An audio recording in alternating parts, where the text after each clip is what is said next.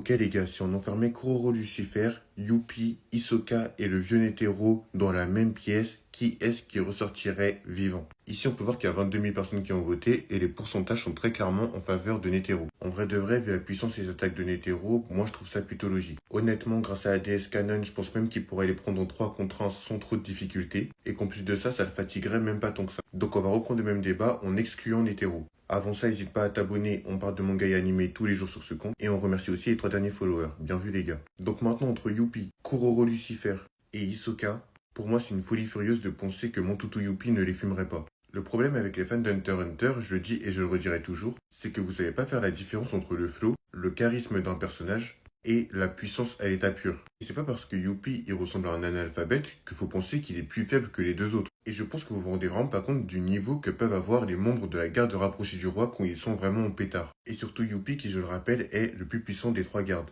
N'hésite pas à dire ce que t'en penses en commentaire, en tout cas pour moi Youpi il fume les deux autres sans aucun souci.